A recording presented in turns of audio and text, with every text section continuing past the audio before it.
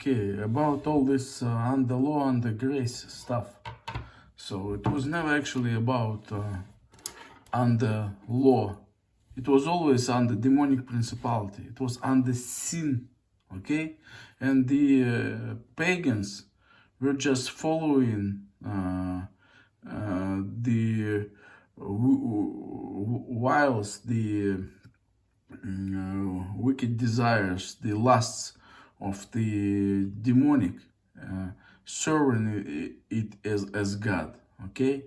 And the Jews had the law. The Jews had the law. So the law is a set of principles just to manage while still be not free, not released from being under demonic principality. So Jews, likewise,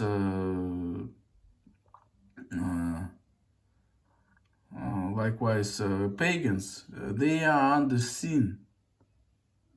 Okay, so and everybody who hasn't been released by Christ is under sin. So they were performing law, coping mechanism, being under sin. So they were receiving sparks of that grace, the taste. They could lead a decent life at least. Okay? But for a demonic principality, if it the demons, so they suck blood from physical, from fleshly objects, from people, from animals, okay? For them, when there was a choice by hands of pagans, submit Jews under them,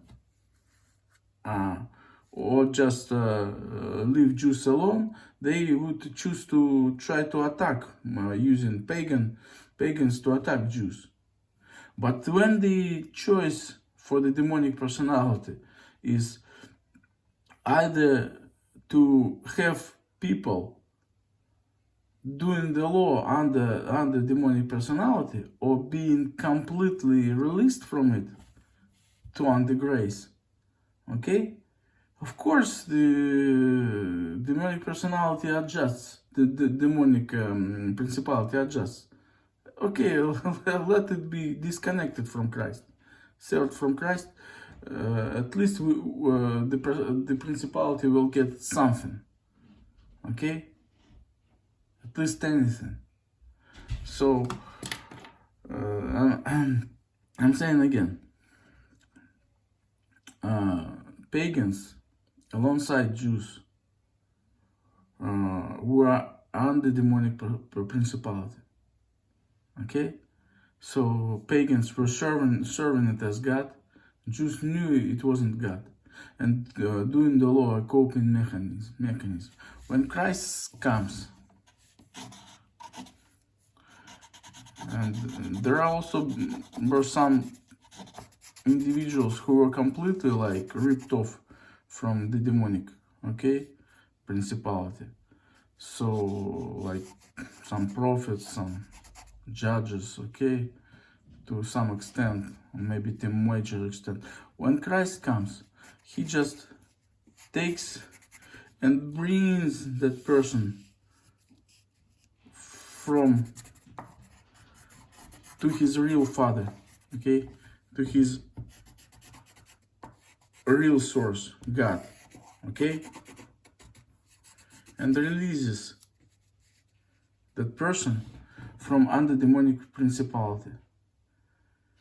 The coping mechanism of doing law, jumping through hoops, the methods to survive, to survive being under sin, they are not needed anymore, because sin is cleansed and being cleansed. Okay, so the person is free to act.